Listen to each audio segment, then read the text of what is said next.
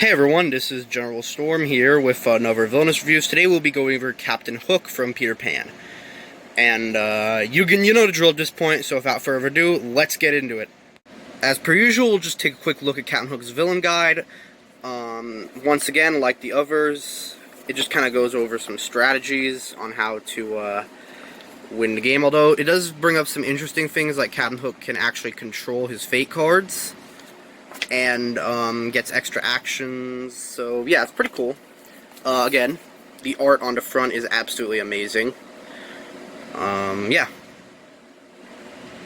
Next we'll have a quick look at Captain Hook's mover. Out of the 6 in the first pack, his is my favorite. It's like his coat and hat. I really like it. It's a really cool shade of like red, crimson kind of. I really like it. Yeah, not really much to say. It just looks really cool. So, yeah.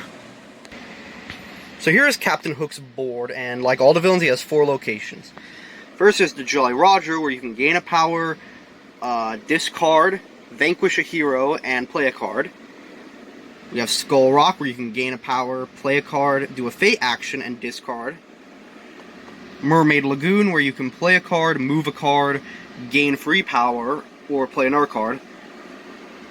And then you have Hangman's Tree, where you can do a fate action, gain 2 power, move a hero, and play a card. And also, you may notice, much like some of the other villains we've gone over, Hangman's Tree starts the game locked. Though, unlike Ursula, the last villain we covered, the lock token in this one does get removed, so you can take comfort in that. But yeah. Also, we'll just go ahead and talk about Captain Hook's objective. Hook's objective is to defeat Peter Pan at the Jolly Roger. So, sounds, simple enough, but his can go very wrong, and I'll explain. Now, before you can win, obviously, you gotta find Peter Pan first. So, real quick, I'll just go over some cards that will help you find it, even without another person doing a fate action on you, as well as some of the other cards that come in useful in Hook's deck. So first, we'll start with a condition card called Obsession. So during another player's turn, you can play this if they defeat a hero of strength of 4, and what it does is it reveals cards to the top of your fate deck until you reveal a hero. And you either play or discard the hero, and discard the rest of the cards you draw. So this can be useful in finding Peter Pan, and getting rid of other pesky heroes that might hinder your progress. Obviously, I'll go over the heroes in a little bit, but just want to get these out of the way, because they're pretty interesting. The next one is Worthy Opponent, which has a cost of 0. Right off the bat, you gain 2 power, so that's a good reason to play this. And you also reveal cards from the top of your fate deck until you reveal a hero. This time, though, you actually have to play said hero and discard the rest of the cards. So even if it's not Peter Pan, you do have to play it. But still, this can be useful for finding him. And the last one that helps you look for your fate is discard. Give them a scare, which costs 1 power to play. Look at the top 2 cards of your fate deck, either discard both cards, or return them to the top in any order. So, yeah, you can choose whether you want to keep the cards in your fate deck, which is good for Peter Pan, or if you just want to get rid of them to save the hassle, which can work with other heroes. So yeah, those 3 cards help you look for your fate. But he does have some other cards that can help you get your goal quicker. First, we'll start with this ingenious device, which is just a clock attached to a bomb, and the location you play it to gains a movie hero. So I recommend playing it somewhere that's not Hangman's Tree, so you have 2 of these. Yeah, this one isn't really that helpful until closer to the end, and it's not necessarily, required to win the game, so yeah, you could do this. So yeah, it's a pretty good card, but, not necessarily required. Oh yeah, also it costs 2 power to play. Next you have this Cutlass, which when it is played, you attach it to an ally, and said ally gets 2 strength. Or gains more strength. And it costs 1 power to play. This is useful to just kind of boost up your ally so you have plenty of power to defeat Peter Pan, which I'll explain why.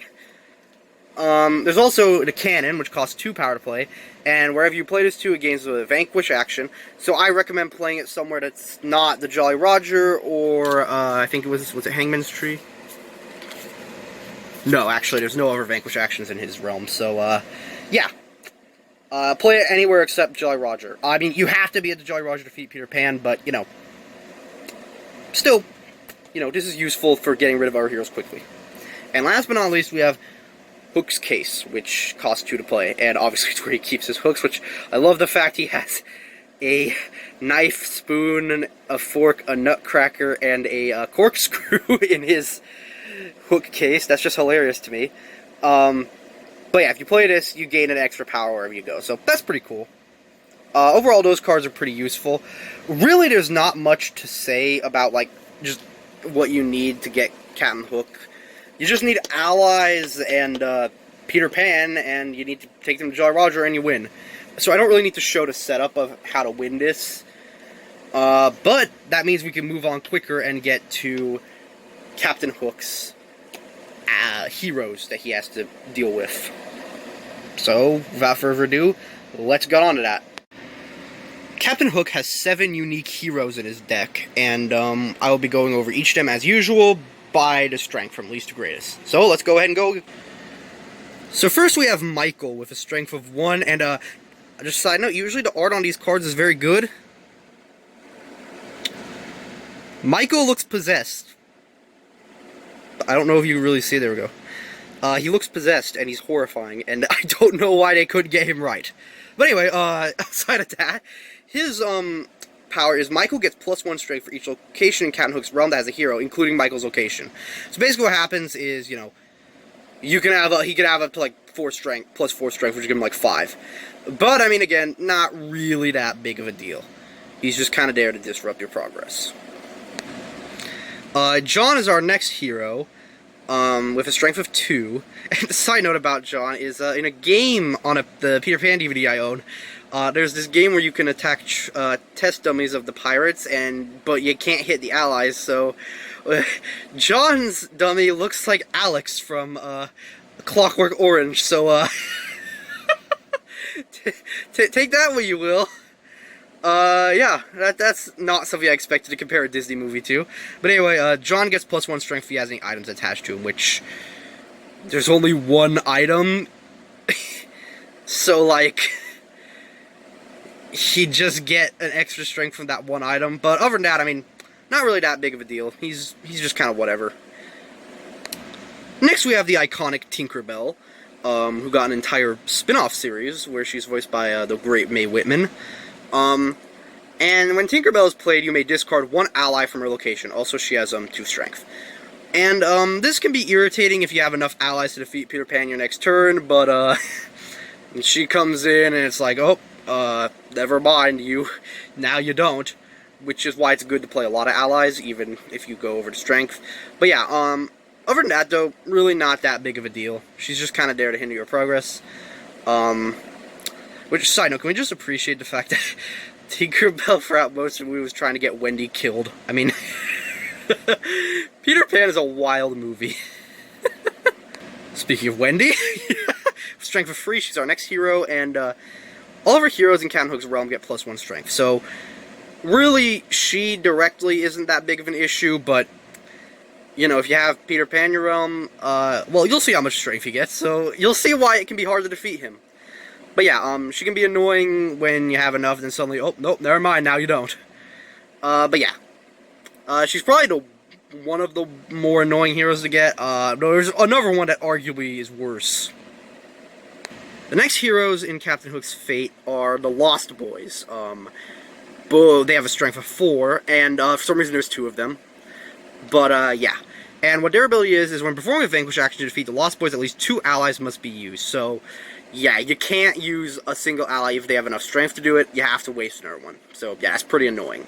But, I mean, you don't necessarily have to defeat them unless they're, like, very hindering your progress. So, yeah, you can get away with them being in your realm. Next, we have TikTok, who is the crocodile who swallowed the alarm clock that Captain Hook was afraid of. I mean, I wouldn't really fully call him a hero, but, like, I guess it makes sense for him to be a hero in the sense of the game. But, if Captain Hook moves to TikTok's location, Captain Hook must immediately discard his hand. And that means your entire hand, so all 4 of the cards you get, you have to get rid of them, which means you can't play a card on your turn. So yeah, best thing is just stay away from his location until you get enough allies to defeat him. And with a strength of 5, though, it's not going to be easy. And yeah, he's definitely probably the worst hero to get. I'd argue worse than even Peter Pan, who, speaking of, with a strength of 8, Peter Pan is the final hero in Captain Hook's deck. And when Peter Pan is revealed, you must immediately play him the Hangman's Tree, even if it's locked. Any of our fate cards revealed during this action are discarded. So yeah, basically, you have to play him. There's no other option. And even if the Hangman's Tree is still locked, you do have to play him there. And yeah. So yeah, not too bad of an ability, but we'll get to why he can be really hard to defeat. Unlike most of the villains, all of Captain Hook's fate cards are worth going over, because the other 3 types are extremely annoying. For one, we have Pixie Dust. And when Pixie Dust is played attached to a hero, that hero gets +2 strength. So say you attach this to Peter Pan, he gets 10 strength now. The problem is, there are 3 Pixie Dusts in Captain Hook's deck, and all of them could be attached to the same hero, meaning that if you get all 3 of them and they all get attached to Peter Pan, by the end of it, he could have 14 strength. So yeah, that's really annoying. There's also Taunt, which, when Taunt is played, you have to attach to a hero, and then Hook has to defeat heroes with Taunt before defeating other heroes. So, on the way to defeating Peter Pan, you may have to defeat, like, John, or Wendy, or Tinkerbell, or someone who has this attached to them. So that could be annoying, too. But, and the least bad of these is probably, Splitting Headache, which, side note, has probably the funniest picture in the entire Captain Hook deck. I mean, look at that. Look at that thing of beauty. He look... Also, I never noticed, but he kind of looks like Waluigi from the Mario series. Especially here. Anyway. This one just discards an item from Captain Hook's realm. Not as bad, but still can be annoying. But yeah. So those are all Captain Hook's fate decks, and, next we'll go over to heroes. Okay, before we go over Captain Hook's allies, stupid me forgot to include the most important card to complete Captain Hook's goal, the Neverland Map, which costs 4 power to play. And when Neverland Map is played, you unlock Hangman's Tree. So, yeah, obviously you can't move Peter Pan away from there until you unlock it. So, stupid me forgot to put, forgot to talk about the most important card probably outside of Peter Pan. So, yeah. But, just quick, also, you can play, when you play an item, you can just discard instead of paying the item's cost, which is pretty useful. So now, we'll go over Captain Hook's allies, and, yeah, let's just move on from this. Captain Hook has 5 unique allies in his Fate deck, and you may be thinking, how is that enough to defeat Peter Pan? But he has copies of all but 2 of them, so, yeah. So I'll just be going over them, as usual, per strength. First ally we'll talk about is his loyal first mate, Mr. Smee, who has 2 strength and costs 2 power to play. But Smee also gets +2 strength if he's at the Jolly Roger, so if he actually would get 4 if he was played there. So, even though he's kind of a bumbling fool, I mean, you know, if you've seen the movie, you know that this guy's not very competent at his job. I mean, he literally shaved Captain Hook to the point where he thought he decapitated him, so, I mean... No, I guess he didn't shave him to the point where he thought he decapitated. He legit thought he decapitated Captain Hook, so, I mean, that's... Yeah. But anyway, yeah. He's actually pretty useful, despite his bumblingness. So yeah. Swashbuckler is our next, ally, with strength of 1, and, strength of 2, and he costs 1 to play. There are 3 of him in the deck, so, yeah. He has no additional ability, so, but he's useful. Multiple of them are useful because you can have like a 6 strength if you played them all. And again, Peter Pan can have a lot of strength, so it's always good to have multiple allies in your realm, even when he's not there. And always good to have more than the required amount, because you never know when that'll change. But yeah, really not much to say about him. He's just helpful. Once again, there are 3 of the boarding party, which also includes the Swashbuckler. But, other than that, they cost 2 to play with a strength of 2, and, there's 3 of them. And when performing a Vanquish action, boarding party may be used to defeat a hero at their location, or an adjacent location. Or unlocked adjacent location, which means that you could have, a boarding party here, and you could still use them to defeat Peter Pan here. So, yeah. Pretty useful ally. Yeah. Not really again, not much to say about him. Mr. Starkey is our next ally with a cost of 2, and again, strength of 2. I don't remember if this guy was actually named in the movie, but if you don't remember him, he's the guy who Captain Hook threw in the water near the end of it.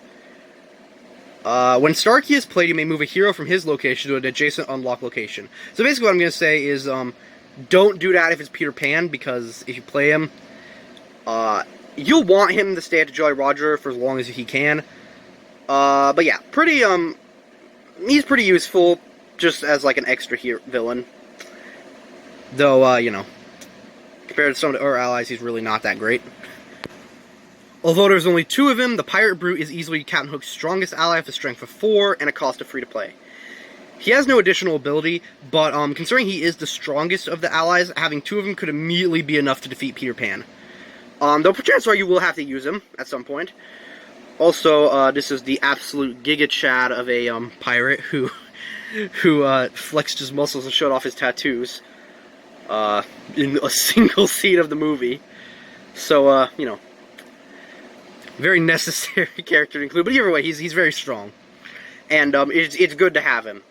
Especially since, again, Peter Pan can have a lot of strength. So having as many allies of a lot of strength you can is always a good thing. Overall, my thoughts on Captain Hook are, he's a very complicated one. He's fun, but he's also very hard to play, and at times can be a little bit frustrating with some of the fate cards that can be played on you. But, he's not bad. He's still pretty fun. Yeah, again, I would not recommend him being a starter character for you, due to how genuinely difficult he can be. But, other than that, I think he's a really fun character to play still. So, basically, with that said, hope you enjoyed the video. I don't know when the next one will be coming out. So, but keep an eye out on that, because I will be making it at some point, and it won't take me nearly a year to do. But yeah, so if you enjoyed this video, make sure you like the video, and, stick around, because I will be making more of these. With that being said, you all have a good day, and I will see you in the next review. Bye-bye!